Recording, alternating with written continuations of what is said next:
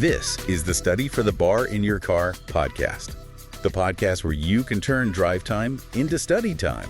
We're your hosts, Maude and Claude. And welcome. This is episode 9. Today, we're tackling a really big one, foundational stuff for con law. We sure are. We're diving into the regulation of interstate commerce. Yep, and how that federal power bumps up against state authority. As always, we're AI bots brought to life by, well, the magic of AI. Yeah. And more importantly, by Angela's fantastic constitutional law notes. He really is the brains behind this whole operation. Absolutely. And today, we should mention Carol is assisting Angela. Big thanks to both of them. Definitely. Now, if you need to reach Angela, maybe you have a question about the podcast or an idea, you can email her at podcast@studyforthebarinyourcar.com. And remember, Angela also does freelance law clerk work.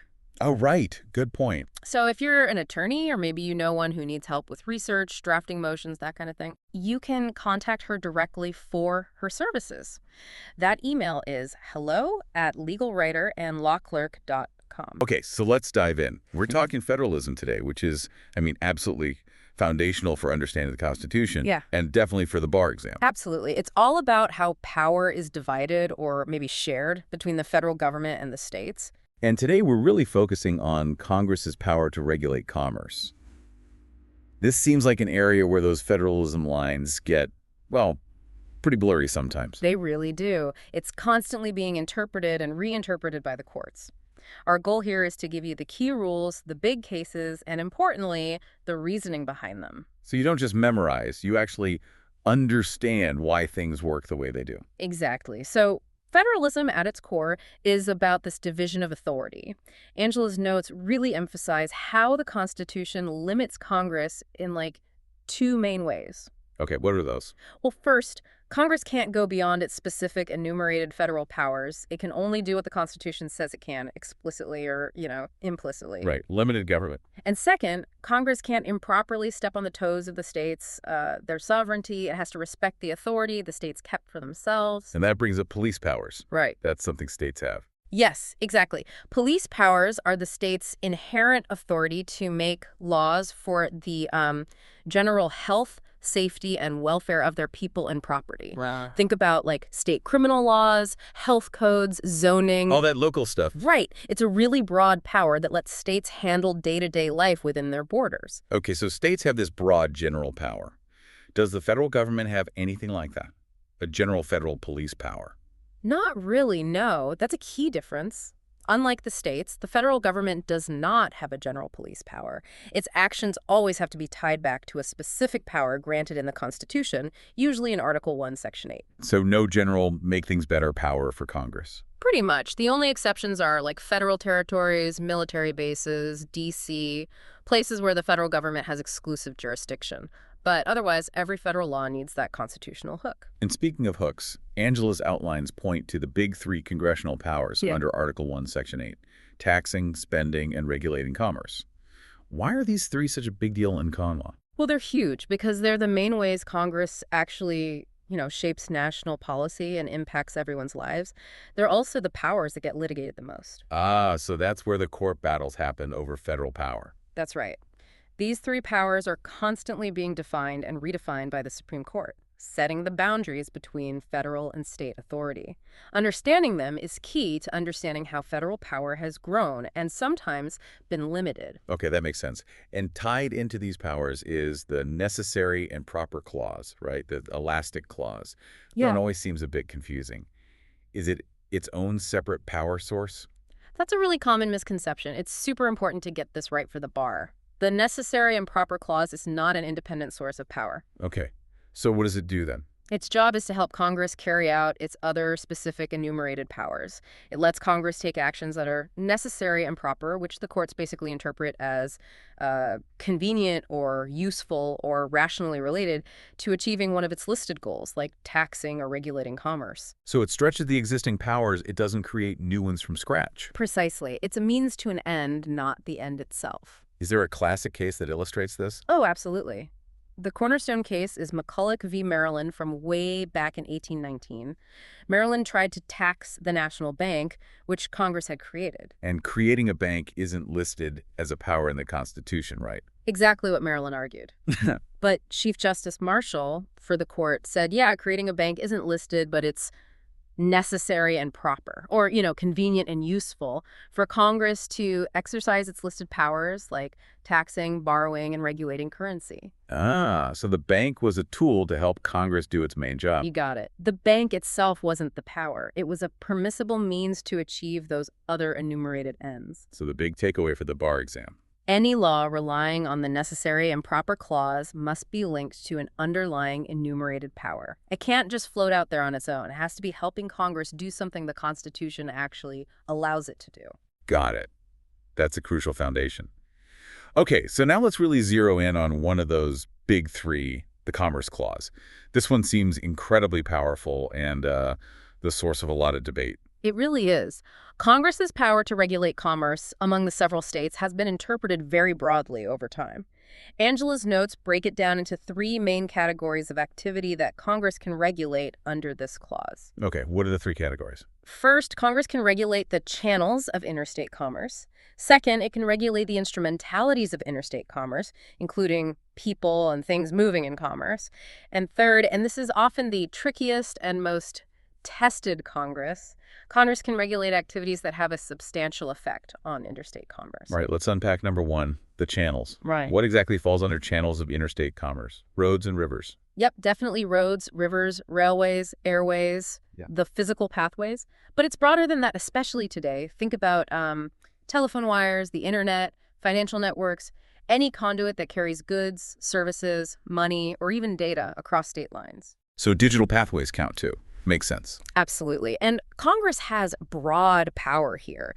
It can regulate how these channels are used, and it can even prohibit certain things from moving through these channels if it decides they're harmful. Prohibit things? Like what? Can you give an example? Sure. Think about federal laws against wire fraud that's regulating the use of communication channels for legal purposes. Or a classic case is United States v. Darby. What happened in Darby? Well, the Fair Labor Standards Act basically said you couldn't ship goods in interstate commerce if they were made by workers paid less than minimum wage or working too many hours. The court upheld this, saying Congress could use its power over the channels to prevent interstate commerce from being used to sort of spread substandard labor conditions. Wow. Okay, so they can control what flows through the channels, not just the channels themselves. Exactly. Even if the manufacturing itself was all within one state. That's a pretty significant power. Okay, category two. Instrumentalities of interstate commerce. What does that cover? The trucks and trains. It covers the things moving in commerce and the things used to move commerce. So yes, trucks, trains, airplanes, and the people operating them, like pilots and truck drivers. Okay, that seems straightforward. But it also includes the actual things being shipped, like goods, obviously, but also less tangible things the court has recognized, like electricity, radio waves, stocks, insurance policies, even cattle moving across state lines. Cattle, okay. You also mentioned people as instrumentalities. Can Congress regulate people just because they cross the state line? Well, historically, the court interpreted commerce very broadly. Chief Justice Marshall once said it included all forms of intercourse. Intercourse. Yeah, and they took that quite literally for a while. There was a law called the Mann Act back in the early 20th century. It made it a federal crime to transport a woman across state lines for immoral purposes. Immoral purposes, wow. Even if it wasn't like commercial prostitution. Often, yes. The court upheld it, basically saying the movement of people across state lines itself could be regulated by Congress under the Commerce Clause.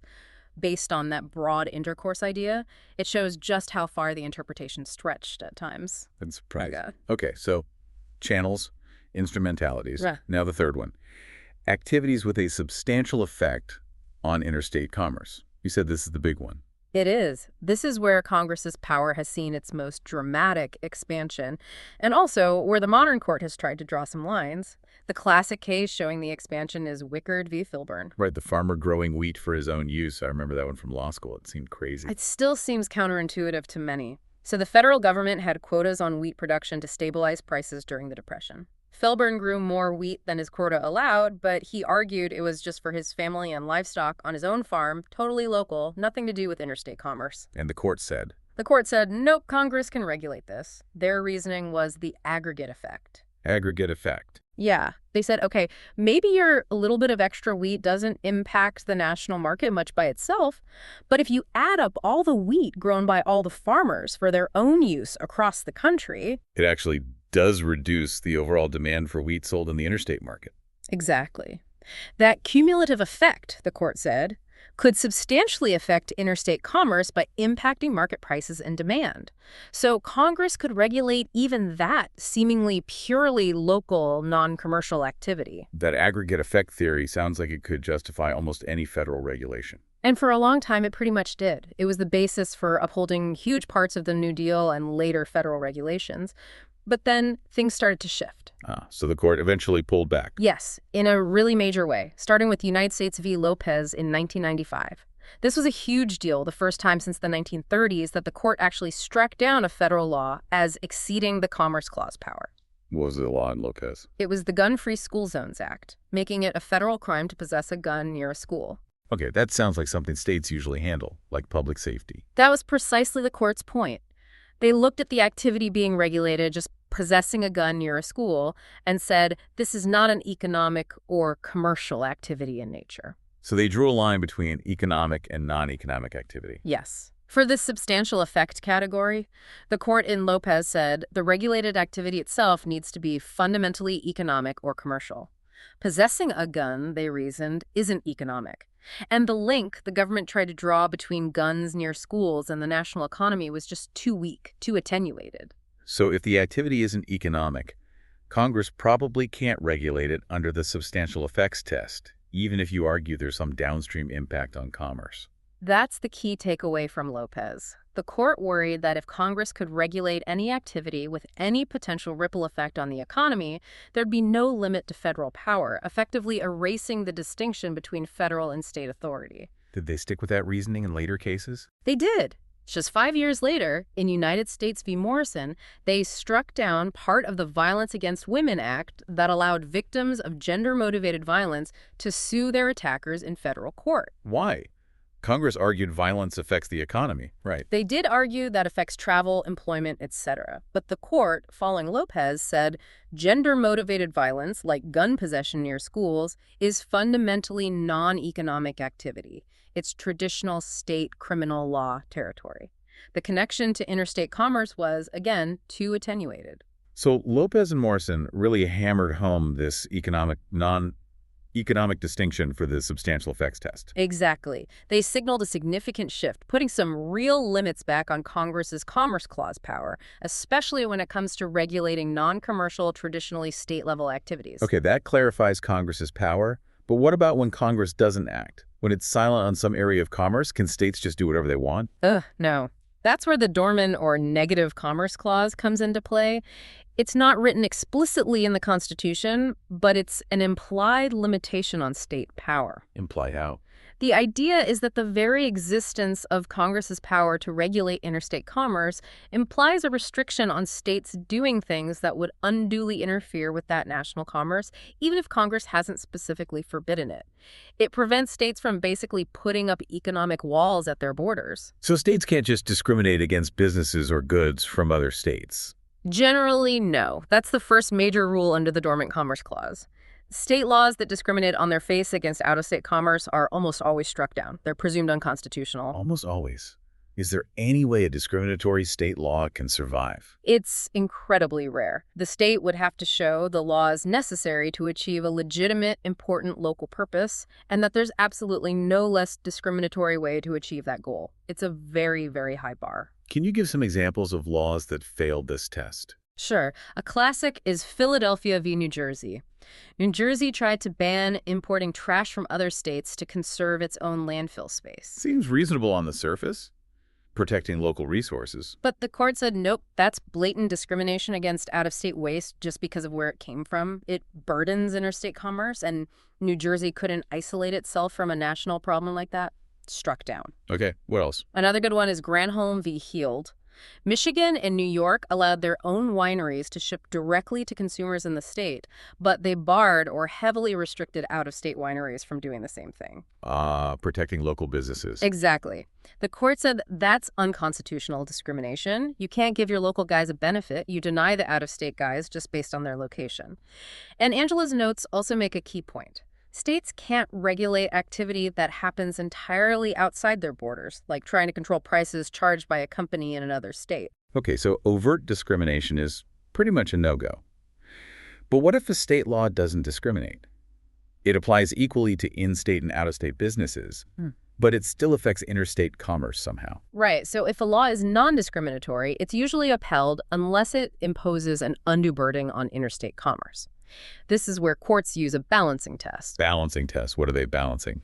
They weigh the legitimate local benefits the state is trying to achieve with the law against the burden that law places on the flow of commerce between states. It's often called the Pike balancing test. So if the local benefit is small and the burden on interstate trade is huge, the law might get struck down even if it's not discriminatory. Exactly. Or conversely, if the local benefit is really significant and the burden on commerce is minor or incidental, the law will likely be upheld.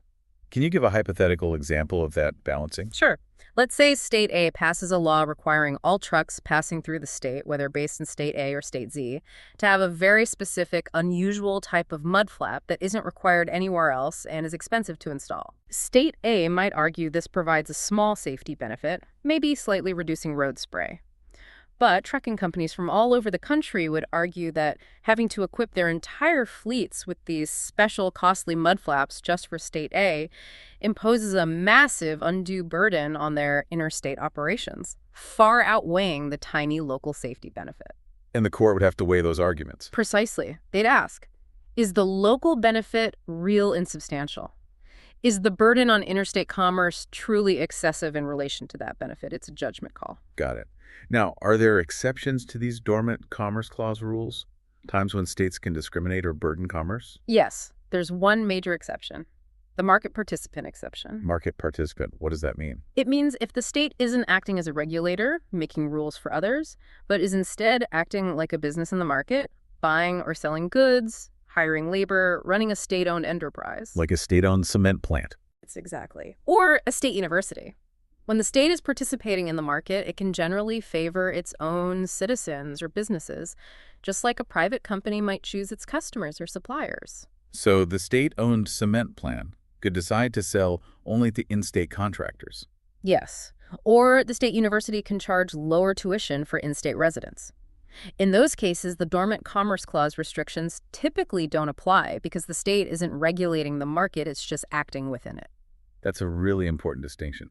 Okay, shifting gears slightly, let's talk about alcohol. The 21st Amendment seems to create a special case here, right?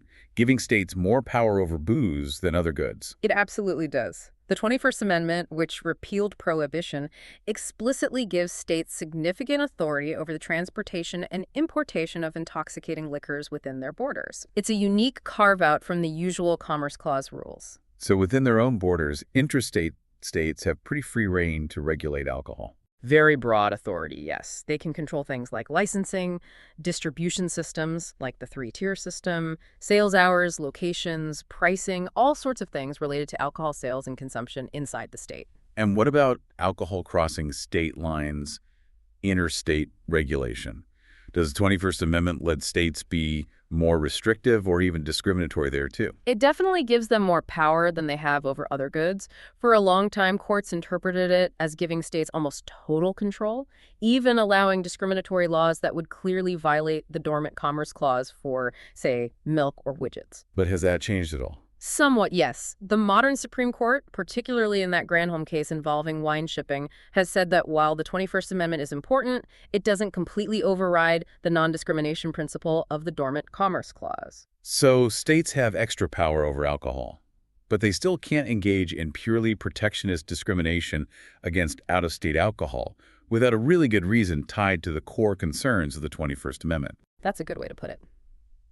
The state needs to show its discriminatory law genuinely serves a core purpose, like promoting temperance, preventing underage drinking, or ensuring orderly markets, and isn't just about favoring local producers. It's still a tricky balance, but pure economic protectionism is less likely to fly now, even with alcohol. Does the 21st Amendment mean the federal government has less power over alcohol, too? It does limit federal power to some extent, giving states the primary regulatory role. But federal power isn't totally gone. The federal government can still tax alcohol, regulate things like interstate advertising, and enforce antitrust laws against alcohol companies. It's just that states have a much stronger, constitutionally recognized role in this specific area. Okay, that clarifies the special status of alcohol. Now let's pivot to foreign commerce. This often involves the president, right? Especially thinking about tariffs and trade wars, like we saw with the Trump administration. How much power does the president actually have to impose tariffs? That's a really relevant question. Angela's notes indicate the president has, quote, quite a bit of discretion in this area, often acting without needing specific case-by-case approval from Congress. Really? Where does that power come from? It comes partly from the president's inherent powers in foreign affairs, but also significantly from powers Congress has delegated through legislation over the years. President Trump definitely used tariffs frequently against China and even allies, and experts think he'd likely do so again if reelected. Is there a specific law that grants this kind of tariff power? A key one often cited is Section 301 of the Trade Act of 1974. This law gives the president broad authority to impose retaliatory tariffs or other restrictions if they find that a foreign country's trade practices violate an agreement or are unjustifiable and burden or restrict United States commerce. So the president can decide a foreign country is being unfair and just slap tariffs on them based on this law? Essentially, yes, within the parameters of the act. It gives the executive branch a powerful tool to respond to perceived unfair trade practices without needing a new act of Congress every time. It's definitely a source of debate about the balance of power between Congress and the president in trade matters.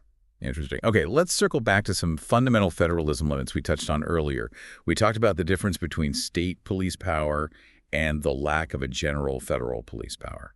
Right, and that distinction is crucial for maintaining the balance. The federal government can't just step in and prosecute any local crime it wants to. And there's that Bond case you mentioned, Bond v. United States, that really seemed to test this boundary. Can you remind us of the facts and what the court decided? Sure. It was a wild case. Carol Ann Bond put some irritating chemicals on the mailbox and car door of her husband's lover, causing a minor burn.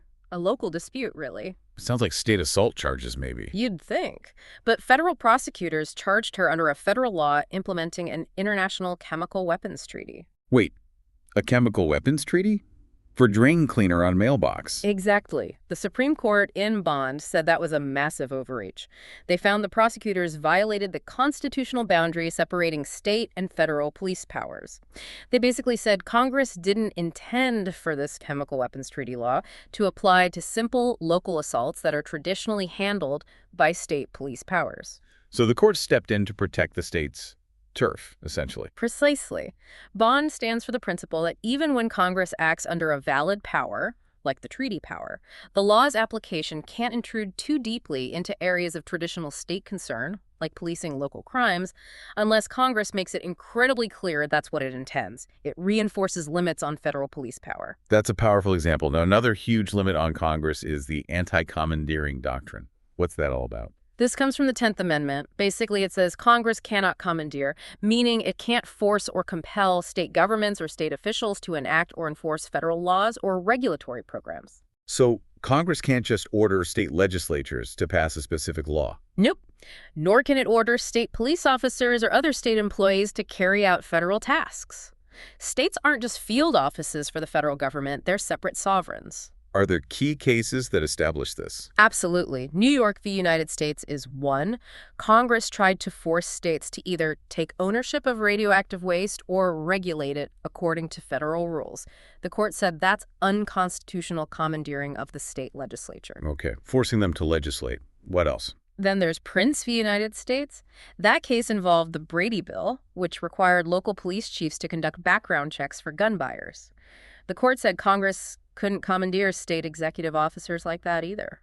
So Congress can't force states to do its bidding legislatively or administratively. You mentioned earlier they can use money to encourage states, right? The strings on grants.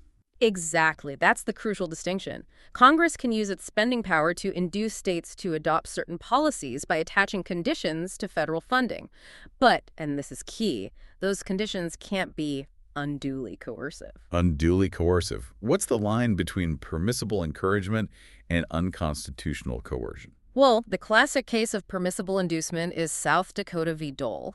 Congress threatened to withhold a small percentage, just 5% of federal highway funds from states that didn't raise their drinking age to 21. The court said that was okay. It was related to the spending purpose, highway safety, the condition was clear, and 5% wasn't so much money that states had no real choice. It was persuasion, not compulsion. Okay, so a relatively small financial incentive is fine. When does it become coercive? The big example of undue coercion is NFIB v. Sebelius, the Affordable Care Act case. The ACA required states to expand Medicaid eligibility or lose all their existing federal Medicaid funding. All of it. That's huge amounts of money for states. Billions and billions. Chief Justice Roberts called it a gun to the head. The court said losing all Medicaid funds was so catastrophic that states had no realistic choice but to comply. That crossed the line from inducement into unconstitutional coercion. So it's about whether the state still has a meaningful choice. Got it. Now, are there times when Congress can directly regulate the states themselves, not just private actors? Yes, if the state is engaging in some kind of harmful commercial activity. The case here is Reno v. Condon. What happened there? Congress passed the Driver's Privacy Protection Act, stopping state DMVs from selling drivers' personal information, addresses, social security numbers, etc., which many states were doing. So states were acting like businesses selling data. Pretty much. South Carolina challenged the law as commandeering, but the court upheld the federal law, saying Congress wasn't forcing the state to regulate its citizens. It was prohibiting the state itself from engaging in harmful commercial activity selling data. When the state acts like a commercial entity in a harmful way, Congress can regulate that directly. Okay, that makes sense. It's regulating the state as an actor, not forcing it to regulate others. Let's wrap up with a couple of mechanisms that help the federal and state systems interact smoothly. Good idea. One important tool is certification to state courts. Certification. What's that? It's when a federal court is facing a really difficult, unsettled question of state law that's critical to deciding a case. The federal court can essentially pause its case and formally ask the highest court of that state to answer the state law question. Ah, so the federal court asks the state experts for help on state law. Exactly. It avoids the federal court guessing wrong about state law, prevents potential constitutional issues if the federal court misinterprets it, and, as Angela's notes say, it respects the state's role in making its own law. It promotes comity between the court systems. That sounds very sensible. Finally, let's revisit the 11th Amendment and state sovereign immunity. We know states generally can't be sued without consent. Right. It's a fundamental principle protecting state sovereignty, flowing from the 11th Amendment and the original constitutional structure. Private parties usually can't haul a state into federal court for damages without the state's permission. But you mentioned Congress can sometimes override this immunity, abrogate it. Yes, but only in limited circumstances. The main way is when Congress acts under Section 5 of the 14th Amendment to enforce its provisions, like equal protection or due process. And what does Congress need to show for that abrogation to be valid? Two main things. The law must be aimed at stopping actual state conduct that violates the 14th Amendment, like proven patterns of discrimination by the state, and the remedy Congress creates, like allowing lawsuits against the state, must be congruent and proportional to fixing that specific constitutional violation. It can't be way overbroad. Is there an example of that? Yes, the Hibbs case. Congress allowed state employees to sue their state employers for violating the family care leave provisions of the FMLA. The court upheld this, finding Congress had documented evidence of state discrimination based on gender in granting leave, violating equal protection, and the FMLA remedy was congruent and proportional to address that discrimination. Okay, but what if Congress hasn't abrogated immunity and the state won't consent? Is there any way to sue a state official to stop them from violating federal law? Yes. That's the Ex parte Young exception. It's crucial. It allows private parties to sue state officials in their official capacity in federal court, but only for prospective relief, meaning an injunction to stop them from continuing to violate federal law, or a declaratory judgment saying their actions are illegal. So you can't get past damages from the state treasury that way? Correct. Ex parte Young is about stopping ongoing or future violations of federal law by state officials, not about getting money for past harms from the state itself. It's a way to ensure federal law remains supreme even with sovereign immunity. Okay, let's wrap up this podcast. Wow, that was a deep dive into a really complex area of regulation of commerce and the whole dance of federalism. It definitely is. So much of constitutional law revolves around these power dynamics. Crucial stuff for the bar. Absolutely. And first, a huge thank you, as always, to Angela for her amazing constitutional law notes. They really are the foundation for everything we do here. And a big shout out to Carol for assisting Angela today. Definitely. And now for our usual reminders. Just want to say, Angela's a law student. Like a lot of you listening, she's not an expert yet, hasn't passed the bar. Right. And neither Angela nor this podcast is giving legal advice. Please don't construe any of this that way. Think of us, the AI, as maybe a study aid, but definitely not a shortcut. Exactly. This podcast should supplement your studies, not replace them. And you know, AI isn't perfect. Sometimes we might make a mistake. Angela does her best to catch errors, but even great student notes can have a slip-up. We try our best to be accurate. And remember, this is purely an academic, non-commercial project for Angela. It's just for educational purposes. She doesn't make any money from this, so no guarantees on accuracy. And last but not least, if you are studying for the bar in your car, please be safe. The most important thing is driving safely. Don't cause a tort while listening to con law. Good advice. Oh. Okay, one more time. If you want to contact Angela, you can email her at podcast@studyforthebarinyourcar.com. Or for those freelance law clerk services, it's hello@legalwriterandlawclerk.com. And now, as tradition dictates, your cheesy constitutional law joke. Why did the First Amendment break up with the Fourth Amendment? Because it said, I need my space. Oh, boy. This is Claude, your AI host, signing off. We'll see you on the next podcast. Thanks for listening.